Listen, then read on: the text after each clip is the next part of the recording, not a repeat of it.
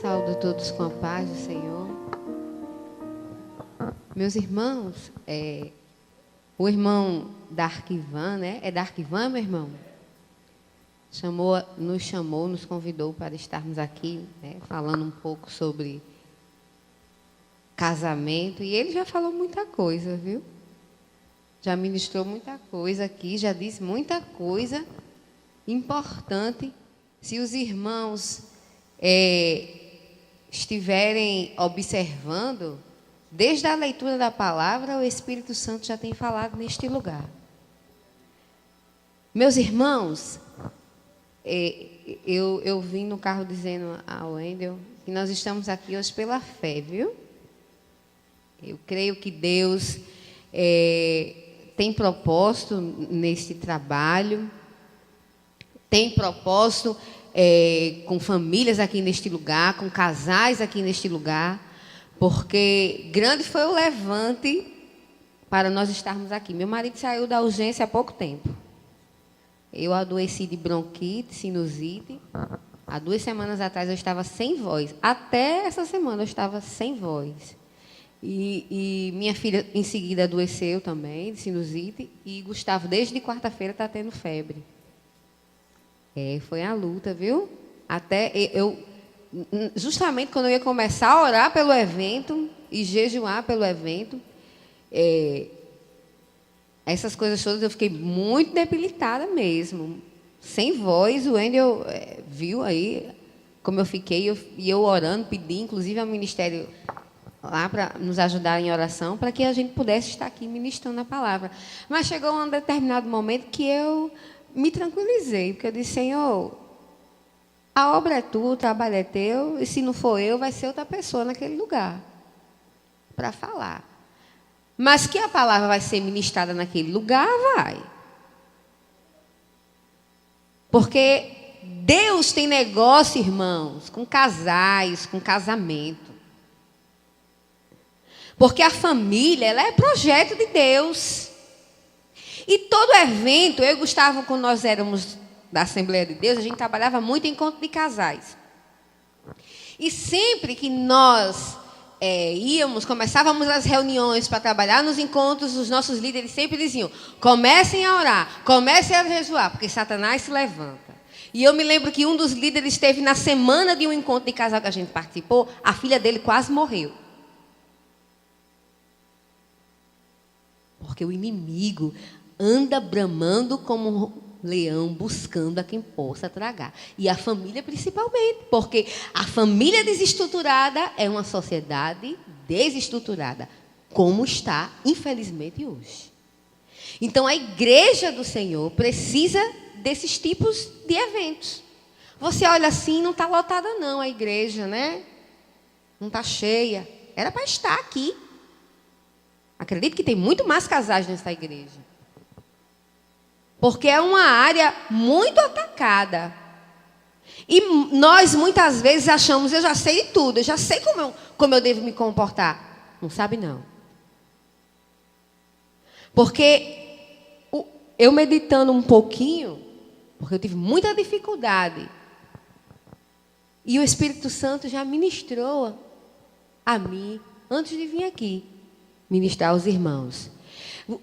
Tem muita coisa que eu vou falar aqui, que são coisas que já são da minha rotina, mas eu preciso dizer aos irmãos que tem coisas que o Espírito Santo ministrou nova para mim. Coisas que eu já tinha lido e o Espírito Santo disse: é assim, Juliane, não é como você pensa que é. Amém? Eu gostaria de abrir aqui a Bíblia, eu vou ler algumas referências. Eu vou ler Gênesis, capítulo 2, do versículo 18 ao 24. Quem puder acompanhar, bem. Quem não puder, meu irmão, pode ficar à vontade que eu vou ler. Diz assim: e disse o Senhor Deus: não é bom que o homem esteja só. Far-lhe-ei uma adjuntora que esteja como diante dele. Havendo, pois, o Senhor Deus formado da terra todo o animal do campo e toda a ave dos céus, os trouxe a Adão, para este ver como lhe chamaria. E tudo que Adão chamou a toda alma vivente, isso foi o seu nome. E Adão pôs os nomes a todo gado, e às aves do céu, e a todo animal do campo. Mas para o homem não se achava adjuntora que estivesse como diante dele. Então o Senhor Deus fez cair um sono pesado sobre Adão. E este adormeceu e tomou uma das suas costelas, e cerrou a carne em seu lugar. E da costela que o Senhor Deus tomou do homem, formou uma mulher, e trouxe-a a Adão. E disse Adão: esta é agora osso dos meus ossos e carne da minha carne. Esta será chamada varoa, porquanto do varão foi tomada. Portanto, deixará o varão o seu pai, a sua mãe, e apegar-se-á à sua mulher, e serão ambos uma só carne. Amém? Meus queridos, esse versículo eu já vejo duas coisas fundamentais e iniciais para o casamento. Você pode olhar para mim, eu até comentei com o Wendel, a gente conversando, e eu fiquei conversando com o Wendel assim, eu fiquei, Jesus, por quê, né? Eu vou estar ali ministrando para casais. Não é a primeira vez que eu ministro para casais. E eu fiquei pensando, por que não alguém bem mais, né, de idade? Os irmãos podem estar olhando para mim, essa, né, tem o quê? Tem uma filha pequena. A minha filha é pequena, mas eu e o Gustavo temos 12 anos de casados, viu? Fizemos semana passada. Bodas de ônix. E eu fiquei pensando, e o Wendel disse, mas o Wendel falou uma coisa que eu guardei em meu coração. Minha irmã, o que nós precisamos são de pessoas ministrando o que é certo, dizendo o que a Bíblia nos diz. E, graças a Deus, o irmão Darkivan falou aqui que ele não é um casal perfeito lá com é Miriam, é o nome da irmã? Com a irmã Miriam. Mas que eles são um exemplo. Eu e Gustavo também não somos. Estamos bem longe desse nível de perfeição. Mas acredito que nós tenhamos um relacionamento saudável. Graças a Deus, meus irmãos, eu posso dizer que eu e Gustavo, nós temos brigas, hoje bem menos do que era antes. Mas graças a Deus conseguimos dormir, os dois.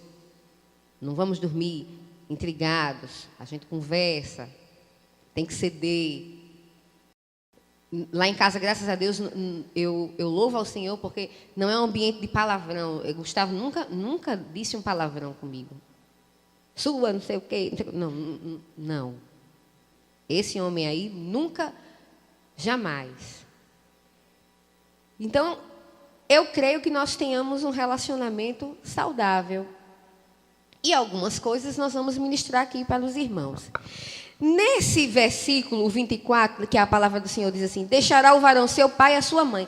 Existem duas coisas fundamentais, iniciais e primordiais para quem está começando um relacionamento. A Bíblia fala que o homem e a mulher deixará. E depois eles vão se apegar. E juntos uma só carne. A primeira coisa que existe é uma separação. Esse homem e essa mulher, eles vão se separar. É a primeira grande coisa difícil de se fazer. É deixar papai e mamãe. A separação é terrível, irmãos. Você tem o conforto da sua casa, o homem principalmente, a mãe, né, está ali, coloca o café da manhã. Gustavo, muito acostumado mesmo. A hora que ele chegasse, a mãe estava ali. Se ele chegasse 10 horas da noite em casa para jantar, a mãe se levantava e ia jantar com ele. Aí. Bem mimadinho, né? Cada um com a sua rotina, e aí, de repente, tem que deixar tudo isso, e agora vai se apegar a uma outra família. São dois choques. Eu digo que o primeiro ano de casamento, para mim, foi o pior.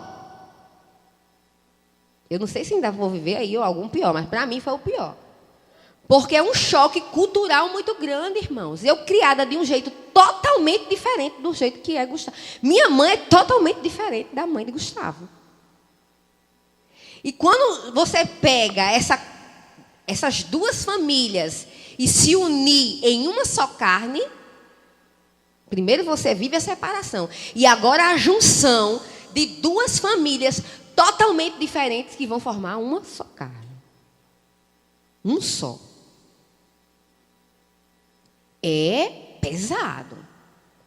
É difícil. Um gosta do suco diferente, outro gosta do suco mais ralo, outro gosta porque minha mãe faz assim. Aí começam aquelas comparações. Que na minha casa era assim, porque minha mãe fazia assim, porque eu estava acostumada assim. E aí aquele que tem o cuidado, ele tem que observar e ter o zelo de proteger o seu casamento.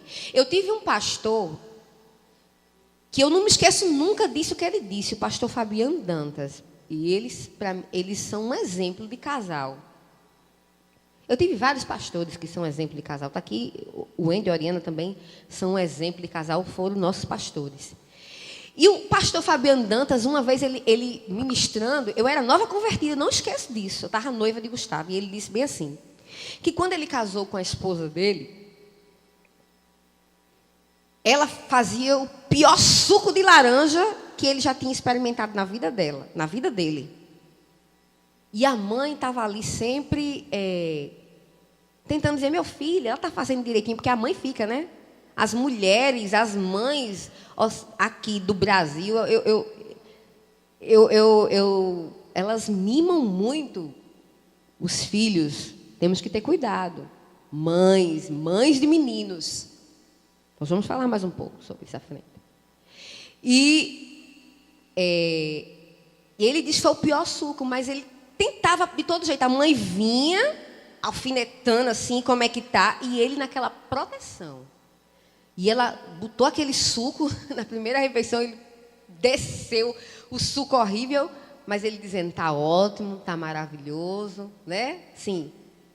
Protegendo nos mínimos detalhes. Então nós temos que ter cuidado. E muitas vezes a gente quer apontar. Mas você não sabe fazer nada, faça outra coisa. Essa mulher não faz nada que preste, esse homem não sei o quê. Nós temos que ter cuidado para proteger os nossos relacionamentos. Porque, como eu disse, é um choque. São duas famílias diferentes, criados diferentes. E ali agora vão os dois aprenderem a viver. Cedendo, tentando, com muito amor e respeito, moldar o outro. Mudar você não vai conseguir, porque só quem muda o homem é Jesus. Essa coisa de você casar, ele é assim, mas quando casar comigo, eu vou mudar. Esqueça isso, irmãos. Você não vai mudar ninguém. Quem faz a obra é o Espírito Santo de Deus. Você não muda homem nenhum, mulher não muda homem nenhum. Quem muda o homem e a mulher é Jesus. Então é uma ilusão você começar um relacionamento com alguém que você está vendo que é totalmente desmantelado e troncho, e achar que quando você casar você vai mudar ele. O que você pode fazer é orar muito. Mas já vai iniciar uma relação pagando o preço. Precisa, irmãos, fazer eventos para jovens. Orientando os jovens. Porque parece que hoje não se ora mais. Pedindo, Senhor, é esse mesmo? Se casa pelo oba-oba, a festa do casamento, como se o casamento fosse um belo buffet com um vestido muito chique e uma lua de mel ali no hotel na Via Costeira e se resumisse a isso. E nós sabemos que não é. Amém? O plano de Deus para o casamento, meus irmãos, nunca foi, na verdade, para a humanidade, é que o homem estivesse sozinho. Não é, nunca foi. Deus sempre desejou que o homem estivesse acompanhado. Eu acho bem interessante, porque quando Deus começou na criação, né, ele dizia, haja luz.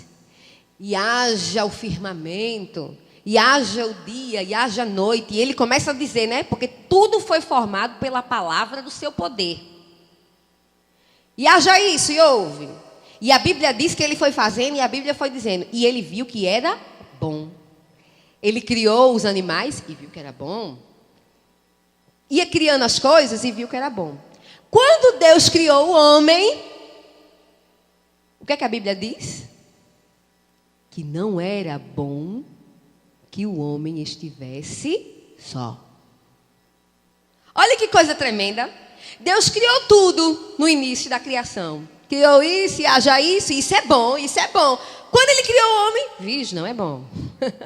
Não é bom que esse camarada esteja só. É bom que a gente faça ali uma disjuntora idônea para estar junto com ele. E aí Deus criou o homem e a mulher à sua imagem e semelhança.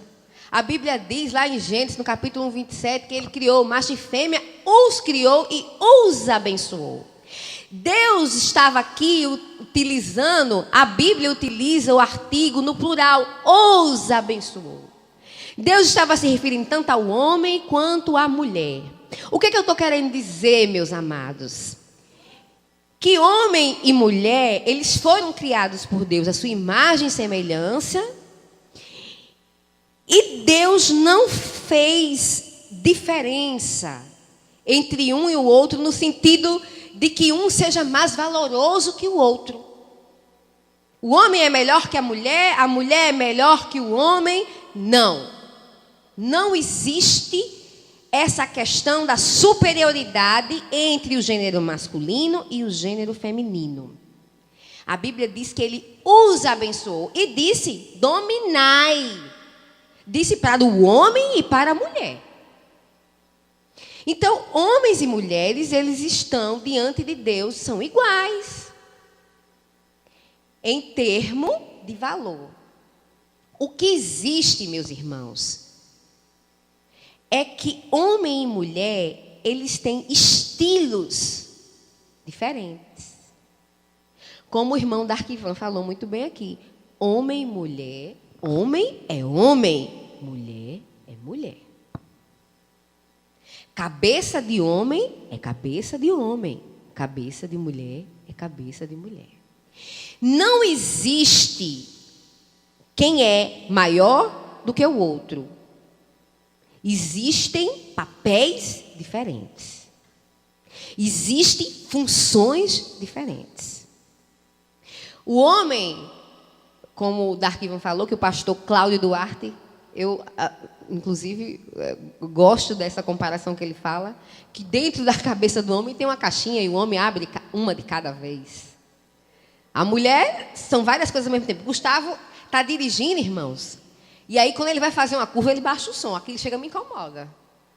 Porque para fazer a curva, ele baixa o som. E eu, meu filho precisa, para fazer uma curva, baixar o som? Não, porque não sei o que, aí baixa, eu vou lá e ligo. Mas porque a cabeça dele é diferente, a gente faz 1000 coisas ao mesmo tempo. Mulher, a natureza da mulher é diferente. O homem é muito visão, irmãos. Mulher é muito audição. Prestem atenção. Mulher gosta de ouvir, homem gosta de ver.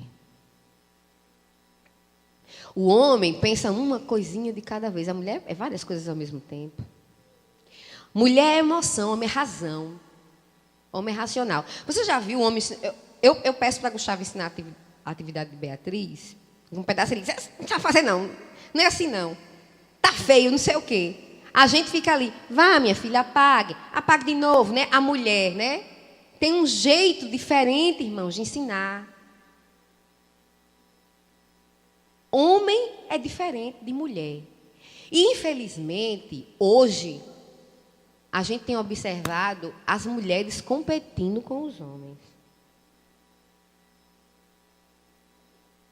Para quererem ser, eu não sei se é igual ou melhor, eu não sei nem dizer. E isso é um grande engano. Hoje nós vemos as mulheres querendo ocupar lugares de homem, querendo se comportar muitas vezes como homem. E nós vemos as mães também, às vezes, ensinando as filhas diferente. Porque você diz assim, eu sei qual é o meu papel. Eu sou crente, eu conheço minha função. Mas você está ensinando sua filha a ser uma futura esposa? Tu está ensinando teu filho a ser um verdadeiro esposo? Dono de casa, que tem que cuidar, que tem que tratar da mulher?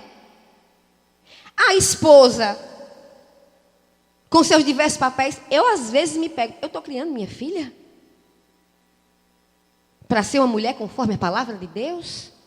Estamos muitas vezes preocupadas em que a filha estude e faça uma faculdade, tenha as melhores escolas e não sei o quê, que passe no vestibular, que faça um concurso, não sei o quê.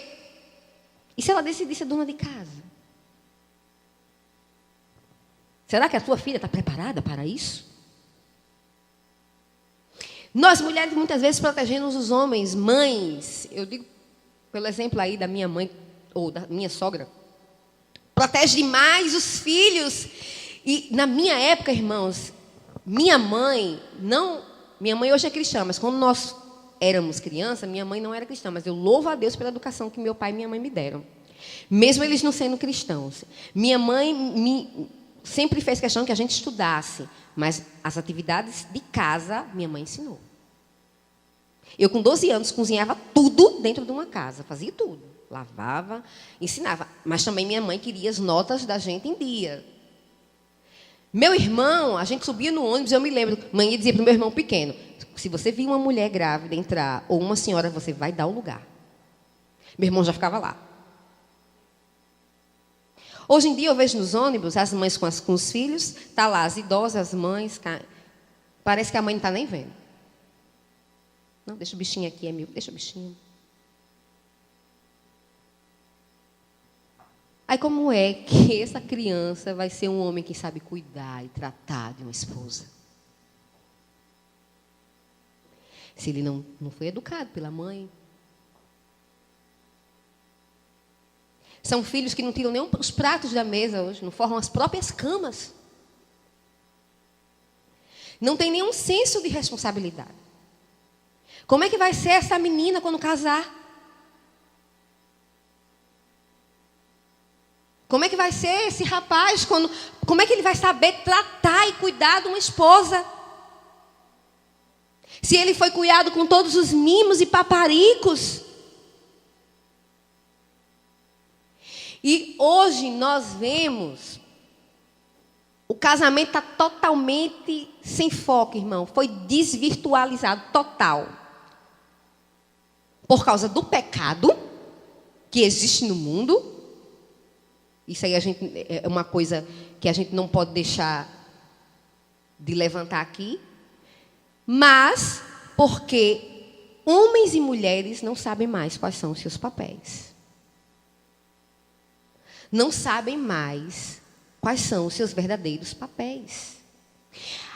A gente, se você for observar essa onda do feminismo que já começou há não sei quantos anos atrás, na segunda onda do movimento feminista, da década de 50 à década de 70, bem quando acabou, estava no final da Segunda Guerra Mundial, aí entrou a pílula, e aí a mulher, que já vinha oprimida pelos maridos desde o século XVIII, há muito tempo, os homens começaram a desobedecer a palavra de Deus por não tratar bem suas mulheres, e começaram a oprimir essas mulheres, a ter um abuso sobre elas.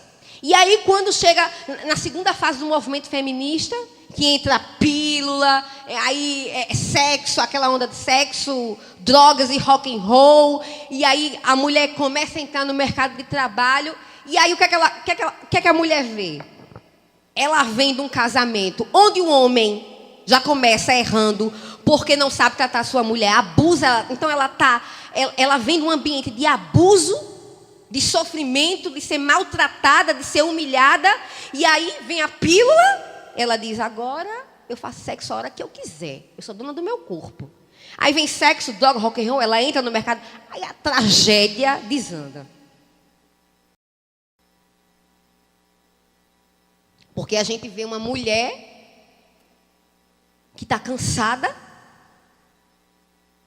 e aí ela agora diz, eu engravido quando eu quiser, eu sou dona do meu corpo, eu faço o que eu quiser, ele me trai, eu traio também. E aí a mulher entra nesse movimento feminista, que a segunda fase começa nos anos 50, e que vai até hoje, e que tem sido uma tragédia para a família. Porque ela começa essa competição com o homem, começa a querer direitos iguais, e de fato nós temos, né? A mulher ela não é inferior ao homem. Eu disse aqui, não há uma relação de inferioridade, jamais, não há. O que há entre homem e mulher são papéis diferentes. E existe sim uma relação de autoridade, não de superioridade, entre homem e mulher.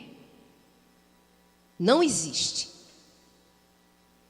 Mas o que acontece é que a gente vê hoje as mulheres, elas deixam suas famílias e entram no mercado de trabalho e abandonam os filhos, ou então acho que estão em casa, mimam demais os filhos, acho que não dão presente para compensar a sua ausência, e roupas cada vez mais curtas, cada vez mais vulgar, e o homem não vê interesse nenhum, porque qual o interesse que ele tem? Antigamente, minha mãe dizia que quando as mulheres se mostrassem assim, um pouquinho da canela, vixi, era um sucesso com os homens. Hoje em dia, o homem vê tudo, né? Não precisa da pontinha da canela. O homem vê tudo. Eu não sei nem por que o homem quer casar, porque tem sexo fácil, 24 horas. Irmão, não precisa nem pagar mais, porque é de graça. Então, eu não sei que corrida louca é essa da mulher. Eu não estou dizendo que a mulher não possa trabalhar fora, de jeito nenhum. Ela pode. Agora ela vai comer dobrado para dar conta em casa. E não pode abrir mão das responsabilidades com o marido e com os filhos. Você pode até ter um emprego fora, mas que você organize a sua rotina de modo a não deixar a sua família desamparada. Vai ser mais ralado. Se bem que a mulher que está em casa o dia inteiro é ralado, né, meu irmão? Porque quando eu estou de férias, eu acho que eu trabalho mais do que quando eu estou fora. Porque amanhece e anoitece é aquela mesma rotina. Meus irmãos, é cansativo, viu? Você amanhece, é o café da manhã, e depois pensa no almoço, aí vai, lava uma roupa, aí é o menino chorando do outro lado. Aí de noite já está pensando no jantar. Você termina o dia exausta. Meus irmãos, valorizem suas esposas. Já amanhece o dia pensando. Eu trabalho, quando eu saio do fora, eu já saio pensando no que eu vou fazer para o jantar. Eu venho no carro pensando, vou fazer o quê? É luta. É luta. Amém, meus irmãos? Estão entendendo até aí? Como eu disse, não há uma relação de superioridade entre homens e mulheres. Há uma relação de autoridade. O homem, ele tem autoridade constituída por Deus sobre a mulher. Vamos comparar o relacionamento de homem e mulher, assim como é Deus Pai e Deus Filho. Olha só, a Trindade, vamos entender. Nós temos o Pai, o Filho e o Espírito Santo. Não são 3 pessoas em uma só? Não é, meus irmãos? 3 pessoas em uma só. Agora me diga, o Filho é mais Deus do que Deus Pai? Ele é mais Deus do que o Espírito Santo? São todos iguais. Ali, em uma só pessoa. Homem e mulher são uma só carne. Nenhum é melhor do que o outro. Agora existe uma relação de autoridade. Deus Pai está em autoridade acima do Filho, não está? Mas nenhum é mais Deus do que o outro. Mas o Filho, ele está nessa relação Ele está abaixo do pai em autoridade. O homem e a mulher é a mesma coisa. Eles são uma só pessoa, mas o homem está ali, acima da mulher, como uma questão de autoridade, não de superioridade. O homem não é superior à mulher, e nem a mulher é superior ao homem. Aí, porque eu sou melhor do que meu marido, eu falo melhor do que ele, eu sou mais inteligente do que ele, eu prego melhor do que ele, não é nada.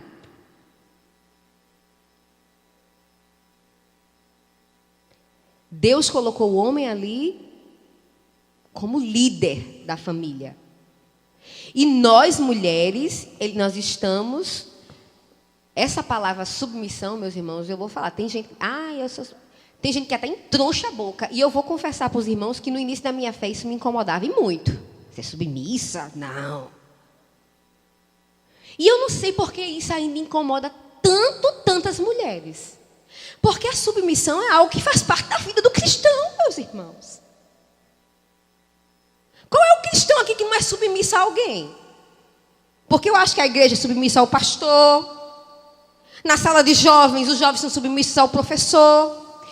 No cristianismo, a submissão é algo que faz parte da vida do crente. Ou não é?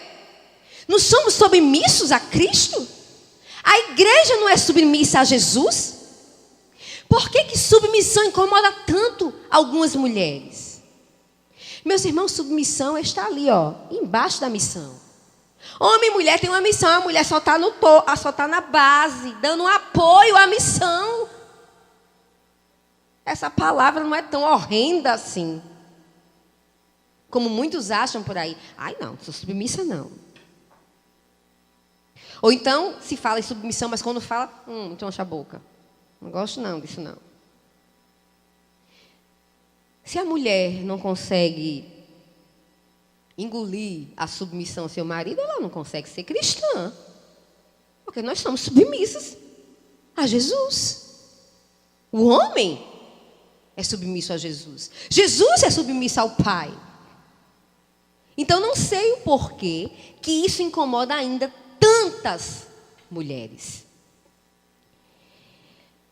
Existem esses problemas todos que entraram no casamento por causa de vários motivos. Porque o homem já começou desobedecendo a palavra por não amar devidamente a sua esposa, não cuidar devidamente da sua esposa. Aí a mulher começa a entrar no mercado de trabalho e vem essa coisa toda. E aí ela começa a se rebelar contra a autoridade da casa, que é o marido. Então todos esses problemas, né, entraram dentro do casamento, mas o plano de Deus nunca foi esse.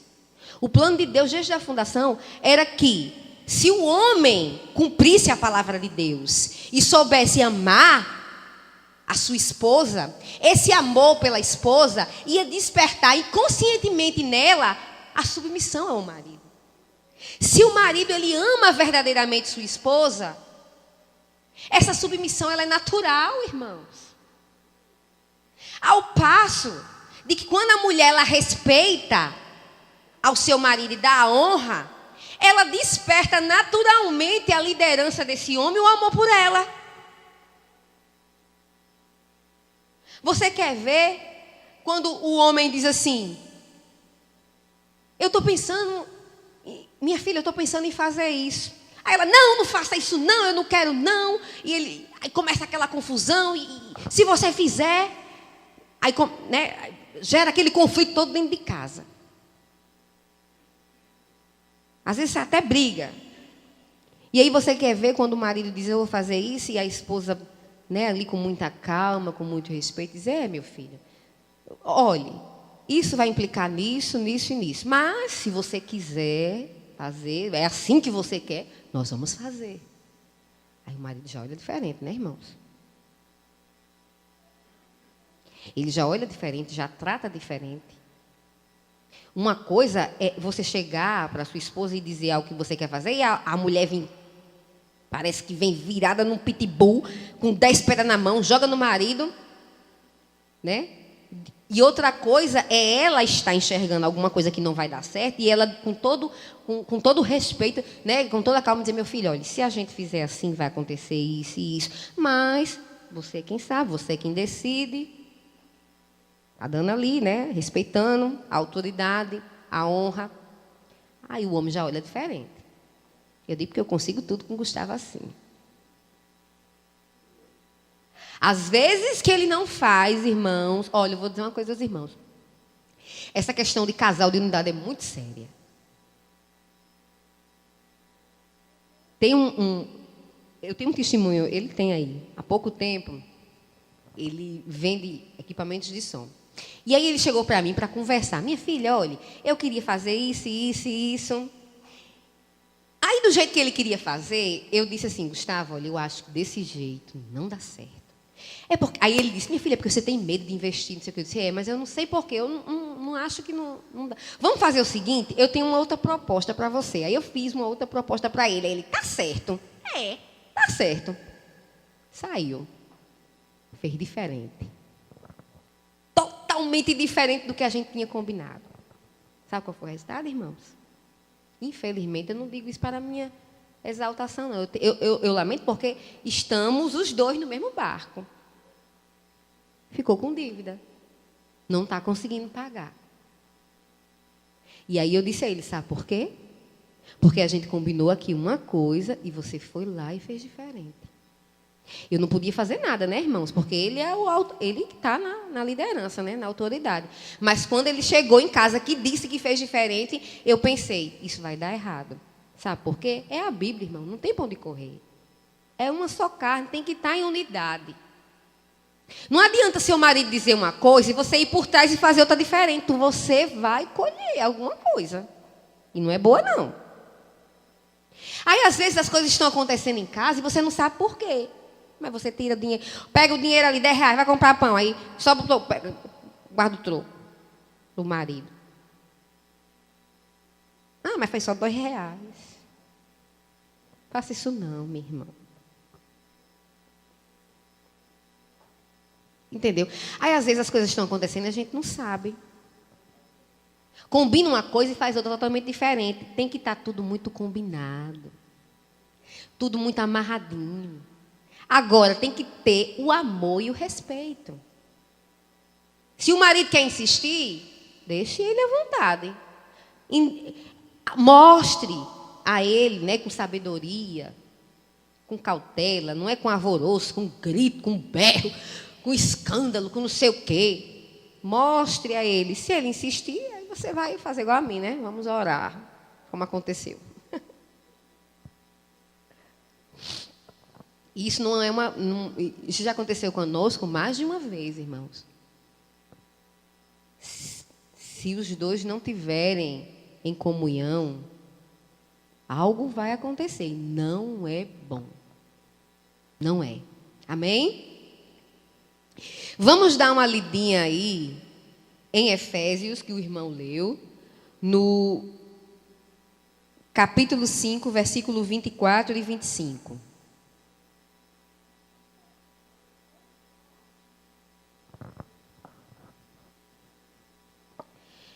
De sorte que, assim como a igreja está sujeita a Cristo, assim também as mulheres sejam em tudo sujeitas aos seus maridos. Vós, maridos, amai as vossas mulheres, como também Cristo amou a igreja e a si mesmo se entregou por ela. Olha só, aqui nós vemos, né, a Bíblia dizendo que assim como a igreja está sujeita a Cristo, também as mulheres sejam sujeitas a seus maridos. E os maridos... amai as vossas mulheres, como também Cristo amou a igreja e a si mesmo se entregou por ela. Nós vemos, no capítulo 5 de Efésios, nós vamos ver os pilares do casamento. Quais são os grandes pilares do casamento? É amor e respeito, irmãos. A gente pode passar aqui a noite todinha falando, mas vai se resumir nisso. É amor e respeito. O marido deve amar a mulher. E a mulher deve respeitar. Estar submissa. Essa submissão da mulher É respeitando ao marido, dando honra, dando suporte, né? A submissão é ali, ó, abaixo da missão, dando suporte para que a missão da família aconteça. Olhe que esse papel de submissão é muito importante. Você está ali abaixo dando suporte para a missão, dando suporte para o seu marido. A Bíblia diz que a mulher, se nós formos ler ali Provérbios 31, falando da mulher virtuosa, meus irmãos, que mulher virtuosa é essa? Se você for mastigar. A mulher, meu Deus, a mulher trabalhando dentro de casa, cuidando dos filhos, ainda ajudando na manutenção das coisas da casa, vendendo coisas que ela fazia para vender, para ajudar no sustento da família. A mulher virtuosa de Provérbios 31, ela é incrível. Incrível. O nosso papel não é desonroso, não. Nós somos copilotos. E os homens, os pilotos. Você já viu num avião? Tem o piloto e o copiloto. Sai o copiloto dali para ver?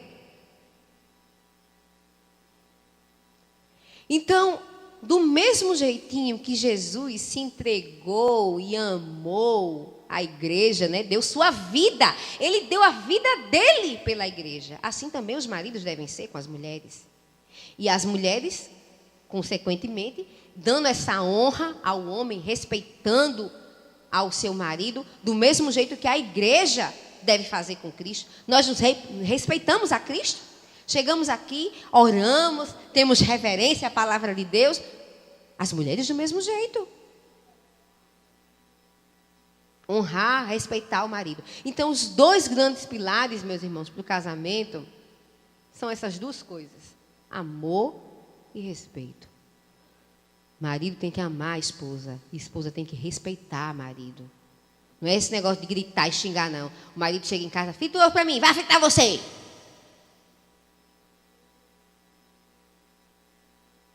Aí o marido...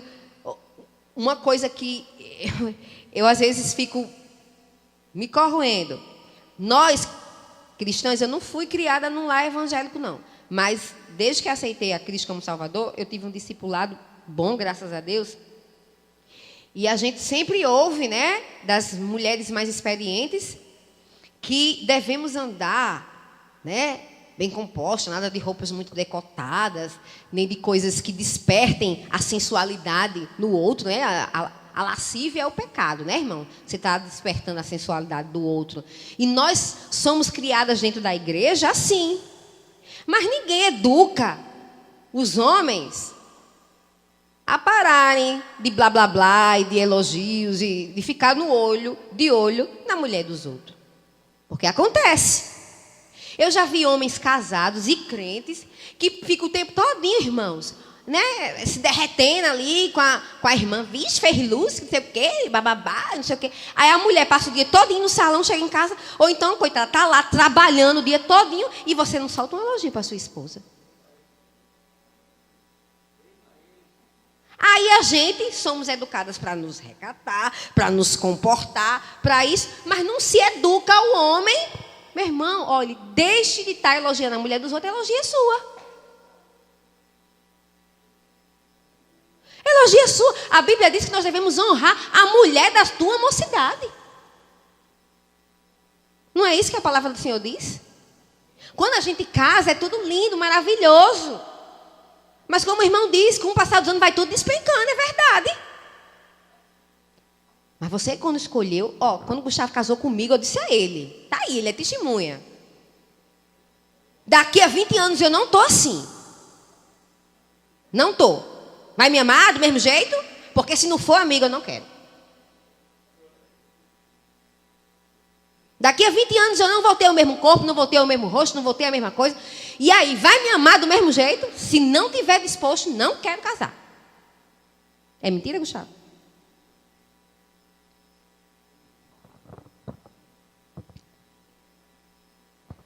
É, irmãos, é difícil o casamento. É difícil também ministrar aqui para vocês, viu? Não é fácil, não. O casamento, quando duas pessoas decidem se unir nesse casamento, é porque existe alguma coisa atraiu essas pessoas, um sentimento. O mundo está cheio de sentimento. Cheio de sentimento. Mas amor de verdade, tem pouco. Porque existe, olha, eu tenho muito sentimento por muitas pessoas. Eu tenho sentimento pelo meu chefe, porque eu admiro ele. É uma pessoa correta, uma pessoa idônea, um homem íntegro, inteligente. E eu acredito que até exista... eu conheço ele há muitos anos. Eu não sei nem dizer, mas existe uma amizade, existe mais do que profissionalismo entre eu e o meu chefe. E assim tem com muitas pessoas. O Wendel e a Oriana, eu tenho amor por eles, porque há muito tempo já que eu conheço. E existem muitos sentimentos. As pessoas começam a amizade, ou porque acham bonitinha, ou porque ela fala bonito, interessante. E aí as pessoas começam a se juntar. Existem casais que por afinidade se juntam aos outros. Existem muitos sentimentos envolvidos em todo tipo de relacionamento, seja de amizade, seja de casamento, seja de adolescentes, entre crianças, existe muita coisa. Mas o amor é o que sobra no final das contas. Quando aquele teu amigo te decepciona, ou porque ele não atende mais às tuas expectativas, se você tiver amor nessa amizade, você vai ficar com ele até o fim. Senão você vira a cara. Esquece. Você tem vários amigos e aí de repente você tem uma condição financeira, de repente você desaba, não tem mais nenhum. Ou às vezes você se envolve com um homem ou com uma mulher por interesse de alguma coisa, sei lá, porque ele tem um carro, porque ela pode lhe dar uma vida melhor. Mas aí na hora que esse cara fica desempregado e não tem mais carro e não tem mais nada, e aí? Cadê teu amor? Aí a mulher começa a reclamar. Aí você é liso, tem que aumentar esse salário, no final do mês só tem isso. Não dá para pagar as contas, eu não posso ir no salão, eu não posso comprar aquele sapato, eu não posso comprar aquela bolsa.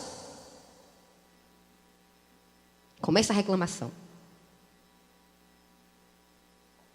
Muitas vezes nós vemos as pessoas envolvidas em relacionamentos com fins utilitaristas.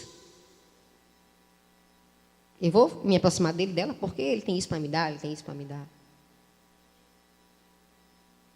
E no final das contas, meus irmãos, o que sobra é o amor. Se não tiver amor e seu casamento for baseado nisso, ele vai afundar. Se você casou com uma pessoa por interesse de alguma coisa, ou beleza física, ou dinheiro, ou condição, ou porque com essa pessoa você pode conseguir alguma coisa lá na frente, se você se juntou com uma pessoa com esses interesses, eu peço que você ore a Deus e peça para que o Senhor coloque amor em seu coração. Porque ele vai afundar. Sabe por quê? O dinheiro acaba, a posição acaba, a fama acaba, a beleza física acaba.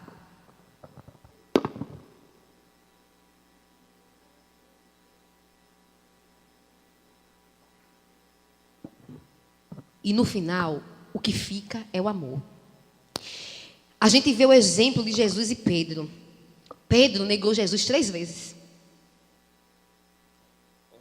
Mas depois que Jesus encontra Pedro, a gente vê Jesus tratando Pedro com tanto amor, irmãos. Com tanto amor, parece que Jesus nem lembrava. Jesus sabia. Pedro era aquele que disse: Jesus, eu morro no teu lugar, Senhor. Mas aí, quando ele viu o sentimento de medo, não conheço, não sei nem quem é ele. Quando viu que o negócio apertou, que ele também talvez pudesse ali sofrer, disse: não conheço não. Mas era o que dizia: Senhor, eu morro por você. E depois que Jesus ressuscitou, que Jesus encontrou Pedro triste, desanimado, e Jesus tratou Pedro com tanto amor, sabe por quê? Porque Jesus tinha amor por Pedro. Mesmo que Pedro tivesse decepcionado ele, Jesus sentia amor, irmãos.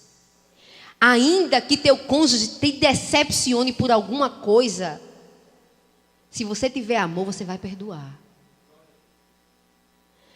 Se você tiver amor, mesmo que ela envelheça, mesmo que ele fique com a barriguinha, ela fique com a barriguinha, O amor, meus irmãos, é o amor. No final das contas, é o amor. Sabe por quê? Porque a beleza vai passar, tudo vai passar. Ele pode e ela pode até te decepcionar. Mas o amor é quem faz com que a gente fique com essa pessoa até o final. E o amor é aquele sentimento, irmãos, que faz com que a gente trate o outro da mesma maneira que a gente gostaria de ser tratado. Quando a gente ama alguém, a gente não vai tratar essa pessoa de uma maneira que a gente não gostaria de ser. Eu amo meu esposo, então eu não me vejo traindo ele porque eu não gostaria de ser traída.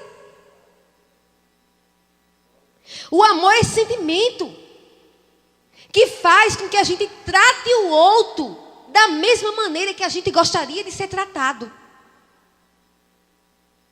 E no final das contas é a única coisa que faz com que seu casamento sobreviva. Amor e respeito, está na palavra de Deus.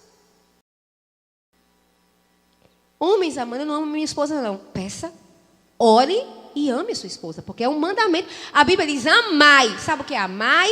É verbo imperativo. Jesus não estava dizendo assim, por favor, ame a sua esposa não. Ele estava dizendo, ame, é uma ordem. Você não pode dizer assim, não. Eu não amo mais não, acabou o amor. Não é assim. Não ama mais não? Dobre o seu joelho agora, ore, pedindo ao Senhor que coloque amor no seu coração. Sabe por quê? Você resolveu casar com ela. E agora, olha, meus irmãos, eu sou totalmente contra essa onda de divórcio dentro da igreja. Totalmente contra, me perdoem. Eu não acho que Jesus juntou um homem e a mulher para dar. Eu não gosto mais dele, acabou o amor, é porque o papel higiênico ele vira de um lado, ele é assim, ela é assado, e eu não gosto mais, não combino com ela não, viu, pastor? Vou me separar. Quem mandou casar, irmãos? Era para ter pensado nisso antes de casar. Agora que casou, tem que ir até o final. Eu acho que casamento...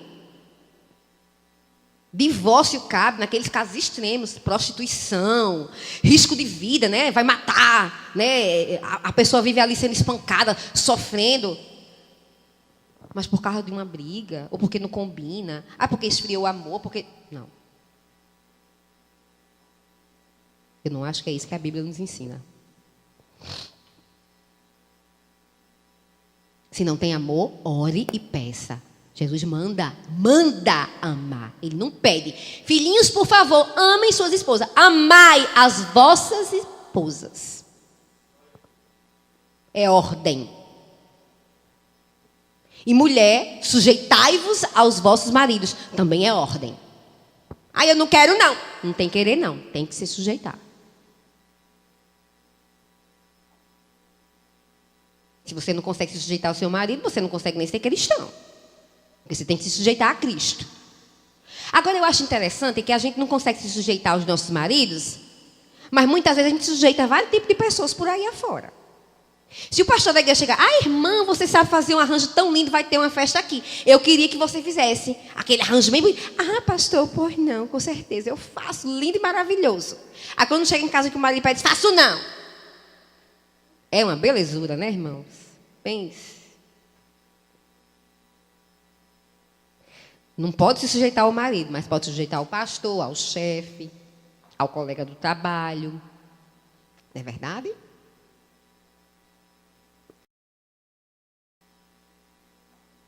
E não é só... As pancadas não são só para as mulheres, não. Os homens também. Amar, irmãos, amar as mulheres. Tratem vossas mulheres como Cristo tratou a igreja. Eu amo a minha esposa. Ama mesmo? Trata a sua esposa assim como Cristo tratou a igreja. Já só para os irmãos refletirem. Nesse ambiente de amor e de respeito, existem 4 coisas que eu vou destacar para os irmãos aqui. Rapidamente, para a gente encerrar, que já está chegando a hora. Existem 4 coisas nesse ambiente de amor e respeito que a gente não pode deixar de destacar: atração, romance, sensação de segurança e amizade. Tem que ter essas 4 coisas, irmãos, no relacionamento. Não importa se tem 10, 5, 20, tem que ter. Vamos ver o que diz a palavra de Deus aí, ó. Gênesis capítulo 29, versículo 18, diz assim: E Jacó amava Raquel e disse: 7 anos te servirei por Raquel, tua filha menor. Jacó era totalmente atraído por Raquel. É tanto que ele trabalhou 7 anos, depois trabalhou mais 7. Trabalhou 14 anos por ela. De tão que ele se sentia atraído por Raquel. Tem que ter, sabe, irmãos? Essa coisa do físico, da atração física. Aí não tem mais não, ore. Tudo é orar, irmão? Orar. Não sinto mais não atração. Comece a orar. Jesus coloca atração pelo meu marido. O Senhor coloca atração pela minha esposa. Eu quero desejar aquele homem entre 4 paredes. Peça e ore. Tem que ter atração, irmãos. Outra coisa, romance. Gênesis 26, versículo 8 diz assim: E aconteceu que, como ele esteve ali muito tempo, Abimeleque, rei dos filisteus, olhou por uma janela e viu, e eis que Isaac estava brincando com Rebeca, sua mulher. Achei isso lindo. Olha só, romance, irmãos, tem que ter. Estava brincando, né? Olha só que lindo. E eis que Isaac estava brincando com Rebeca, sua mulher. Irmãos, tem gente que acha que o casamento foi Deus quem fez e o sexo foi o diabo, né? Isso é mentira, viu? Pelo amor de Deus. Tem que ter atração, tem que ter romance, tem que ter amor. Entendeu? A mulher precisa, né, se cuidar, o marido também, estarem ali perfumados, cheirosos, né? E existe aquela coisa também do dia, como eu disse, a mulher é diferente do homem, irmãos. Mulher é ouvido, o homem é visão. Outra coisa, o homem gosta de ver, irmãs. Às vezes a gente se incomoda, fica com vergonha, mas o homem é visão, ele gosta de olhar. Deixe seu marido lhe olhar. Mulher gosta de ouvir. Às vezes o marido chega esbaforido, bora! Sabe? Porque ele não manda. Tem um WhatsApp aí, todo mundo é no WhatsApp. Por que você não manda de dia? Quer alguma coisa de noite? Manda de dia. Minha filha, eu te amo. Manda umas flores, manda um coraçãozinho lá do WhatsApp para ela. Vai preparando o terreno para quando chegar à noite. A mulher é ouvido, irmãos. Gosta de ouvir como você está bonita, como você está... Né? Às vezes, como eu disse, tem homem que gosta de elogiar a mulher de fora. Deixe disso e elogie a sua esposa. Passe a elogiar a sua mulher. Linda é ela, bonita é ela. Cheirosa é ela, maravilhosa é ela.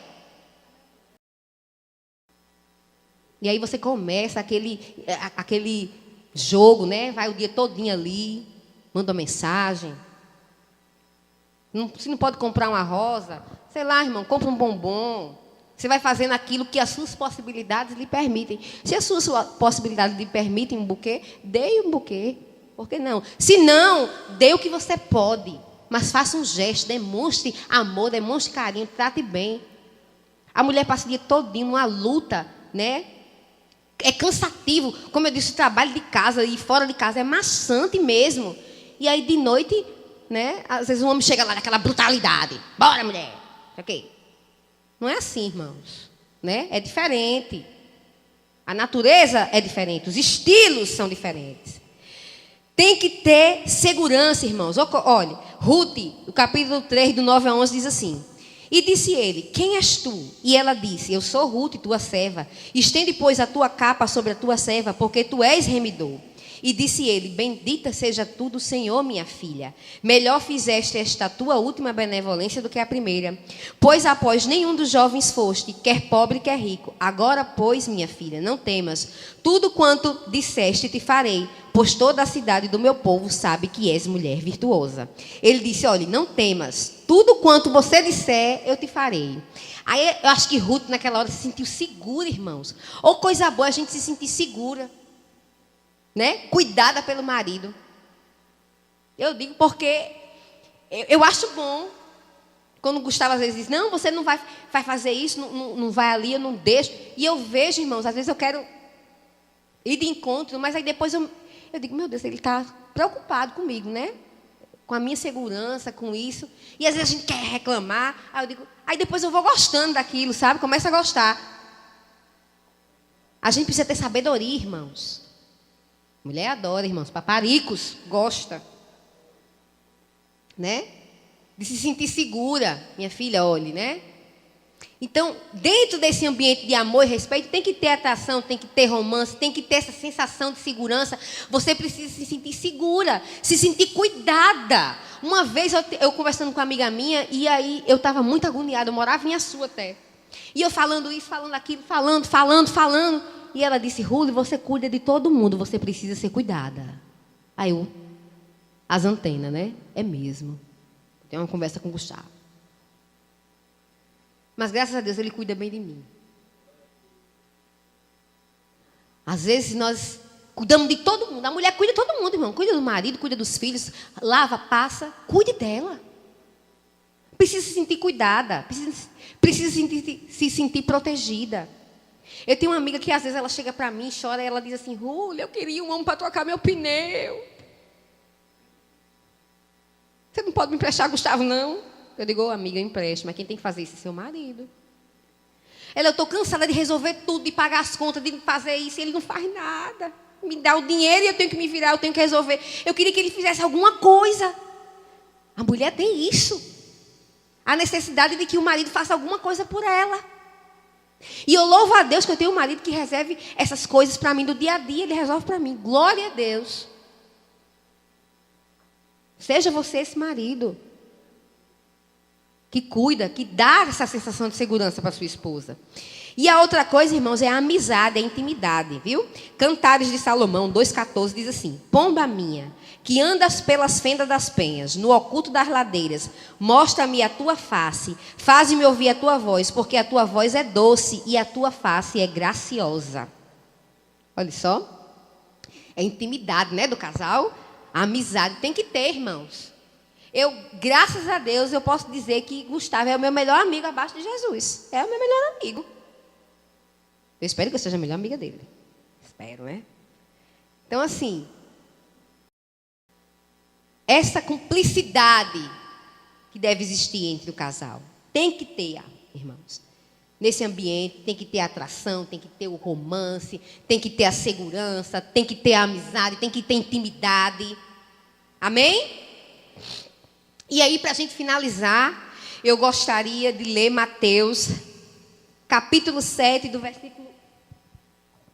a partir do versículo 24, que diz assim, todo aquele, pois, que escuta estas minhas palavras e as pratica, assemelhá-lo-ei ao homem prudente que edificou a sua casa sobre a rocha. E desceu a chuva, e correram os rios, e assopraram os ventos, e combateram aquela casa, e não caiu, porque estava edificada sobre a rocha. E aí o tema do nosso tema aqui hoje, né, do nosso encontro de casais, é como salvar seu casamento. E eu fui dando, assim, algumas dicas e algumas coisas que acontecem nesse ambiente do casamento, irmãos. E aí essa palavra salvar, né, que vem da palavra grega, sozo.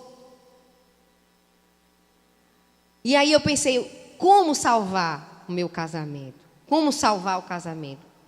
Se seu casamento vai de mal a pior, você tem que tentar inserir ele nesse ambiente de amor e respeito.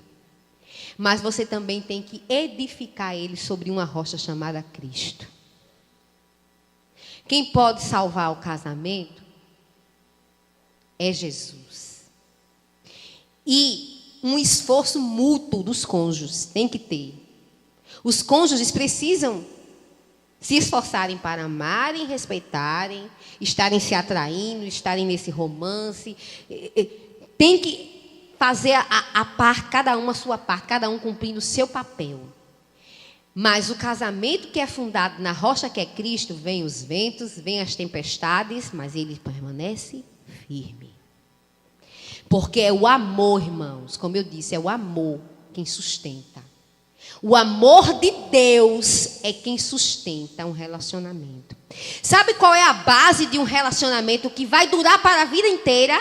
É o amor de Cristo. E esse amor de Cristo está lá. O amor do marido e o respeito da esposa. Porque o casamento que é edificado sobre a rocha que é Cristo, sobre o amor de Deus, pode vir o que vier. Pode vir o que vier. Ele vai até balançar para um lado e para o outro, mas ele não cai. Ele não cai.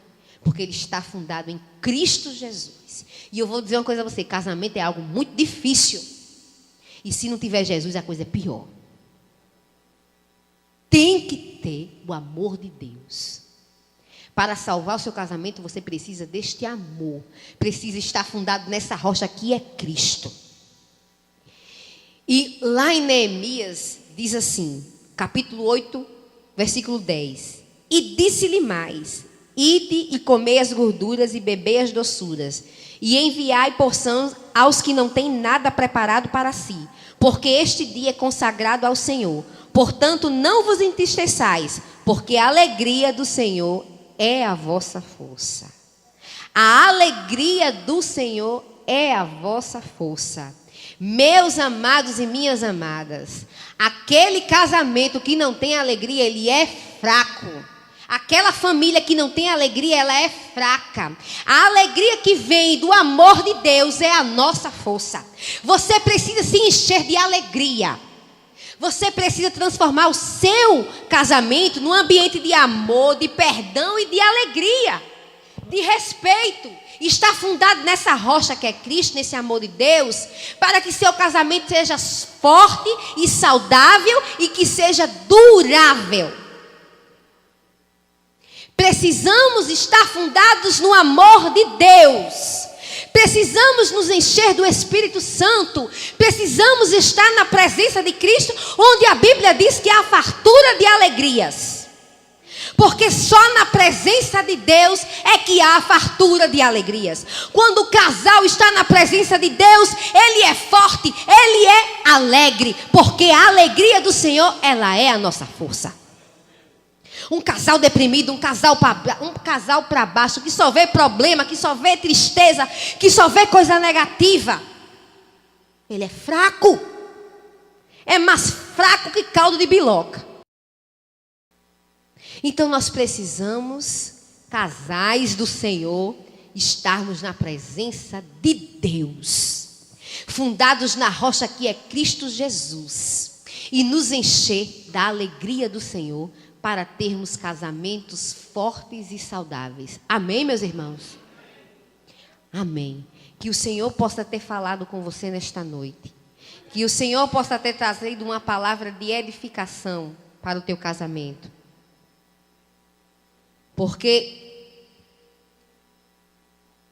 o diabo, irmãos, ele anda tentando o tempo todo destruir as famílias. Então nós precisamos de momentos como esse, para fortalecermos as nossas famílias, fortalecermos o nosso casamento. Igreja forte é sociedade forte. Casais fortes são famílias fortes, filhos fortes. Busquem a presença do Senhor. Busquem amar suas esposas. Busquem sujeitar os vossos maridos. Busquem o amor de Deus. Amém. Que o Senhor nos abençoe.